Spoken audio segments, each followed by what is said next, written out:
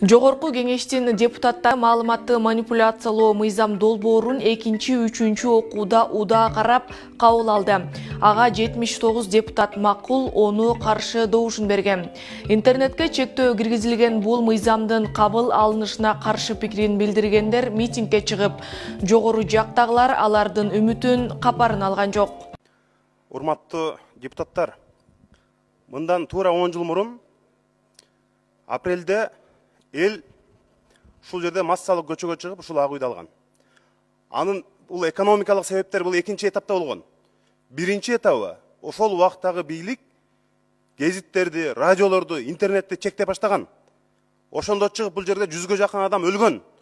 Ошондо азыр чыгып алып бул жерде сөз эркиндигинин кереги жок деп аткан адамдар үйүндө май чучук жеп, арагын ичип, кулдарды жумшап, байманаптай болуп үйүндө отурушкан.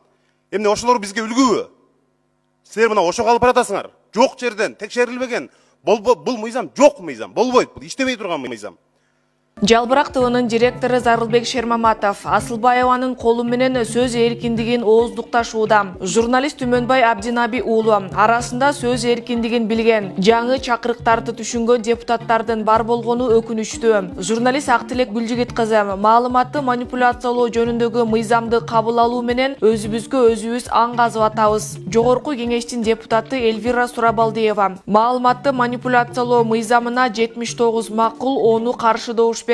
Кечиргиле. Жогорку кеңештин депутаты Жанар Акаев тилекке каршы маалыматты манипуляциялоо боюнча Гүлшат Асылбаеванын мыйзамын жогорку кеңештин көпчүлүк депутаттары колдоп берди. Каршылык билдирип, каршы добуш бергендер азчылыкты түзүп калды. Кумтордогу эң чоң мөңгүнү талкалоо боюнча мыйзам келгенде да каршы добуш бергендер азчылыкты түзгөнбүз. Ун магнаттары буудай менен унду НДСтен бошотуп, бюджетке чоң зыян алып келген мыйзамды кароодо да каршы болгондор азчылыкты түздүк элек. Азырда элде акча жок, жумуш жок, бюджет бөксөрүп турганда ошол проблемалардан да маанилүү кылып интернетти көзөмөлдөгөн мыйзамды алып чыгып өткөрүп тынышты. Аталган мыйзам долбоорунда интернет колдонуучулардан баштап сайттын кожоюндарынын, интернет провайдерлердин укук милдеттери жазылган.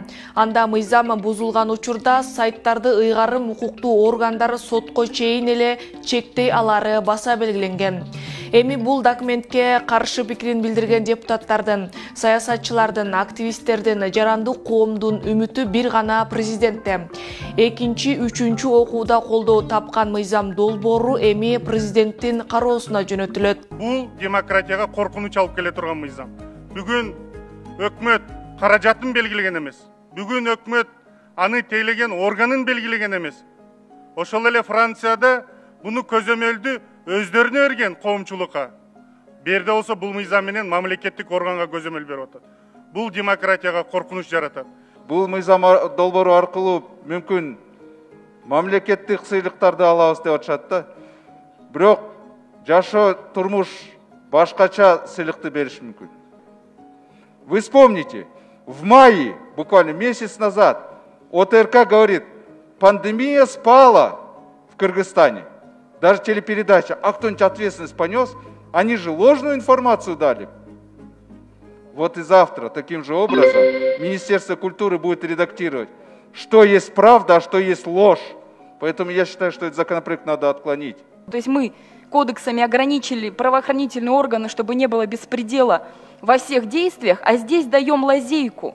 Это абсолютно нелогичная позиция правительства, которая не соответствует логике судебно-правовой реформы. КТРКнын мурдагы директору Илим Карыпеков Гүлшаттан кесиптештери суранып, мыйзам долбоорду чакыртып алууну суранышты, ал козголбой койду. Эльвира Жанар Жээнчороевторго окшогондорго даңк. Говорит ТВнын директору Кайргүл Урумканова. Депутаттар мыйзамды колдоп беришти. Эми сөз президентте эле калды. Активист Данияр Абдибеков. Эртеңки үмүт президент Сооронбай Шариповичте. Бул мыйзамга кол койбой койсо. Баштапкы кесиптик билим берүү агенттигинин директору Рита Карасартова. Мен эркин өлкөдө жашагым келет, президенттен ветону күтөм. Юрист Клара Соронкулова, чындык үчүн Никитенко, Сурабалдиева, Бекешев, Акаев, Жээнчороев күрөшүп жатат. Сөз эркиндигин колдогонуна рахмат. Кыргызстандагы сөз эркиндигинин баалуулугуна, демократиянын өнүгүшүнө ар дайым өз позициясын билдирип келген саясатчы Учурда абакта отурган Равшан Жээнбеков жогорку кеңеш тарабынан кабыл алынган маалыматты манипуляциялоо мыйзам долбоору боюнча пикирин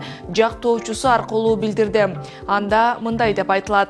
Саясатчы Равшан Жээнбеков сунушталган маалыматты манипуляциялоо жөнүндөгү мыйзам президенттин жана анын командасынын кийинки шайлоодо чөнтөк парламенттин түзүшүн жеңилдетүү максатында иштейт. Сооронбай Жээнбеков жана анын командасы бийликти толугу менен өздөрүнүн колуна топтошкон. Бир дагы демократиялык реформа жасалган жок. Бийлик бардык тышкы саясаттагы кемчиликтерин, жумушсуздукту, социалдык көйгөйлөрдү, билим берүү жана саламаттыкты сактоо көйгөйлөрүн жашыруу максатында куугунтук жолу менен сөз эркиндигин ачыктан ачык муунтуп, ушундай мыйзамдарды кабыл алуу менен гана элек. Эркиндикти бүгүн эртеңки сөз эркиндиги үчүн жана өзгөрүүлөр үчүн талап кылалы. Равшан Жээнбеков саясий туткун СИЗО 1. Өлкөдө интернетке чектөө киргизүү боюнча мыйзам долбоору талкуу болуп жатканда, кабар агенттиги президент Сооронбай Жээнбековдун Орусияга болгон сапары кырдаалга жараша болгонун басма сөз катчысы Толгонай Стамалиевага шилтеме кылып жазып чыкты.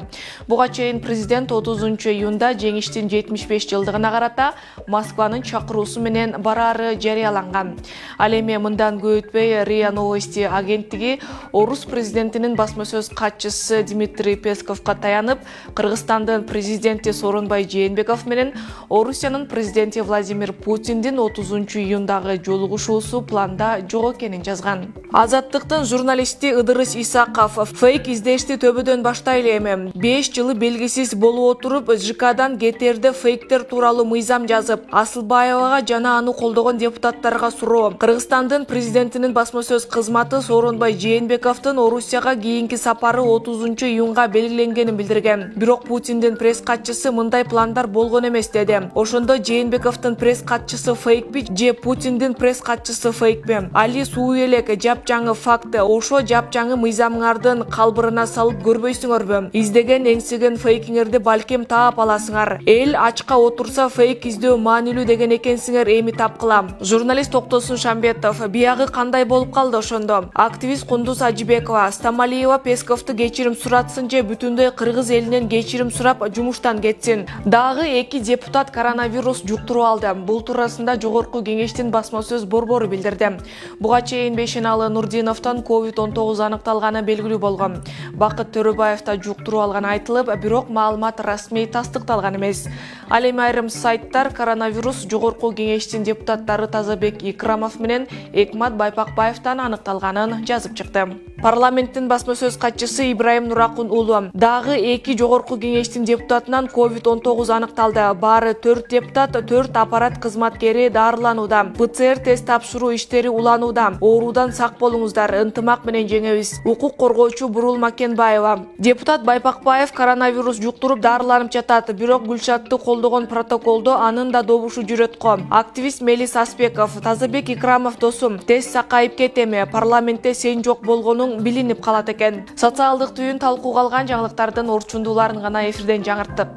Акыл Аймаратова, Тилеке Шонкулов, көрүшкөнчө аман болуңуздар.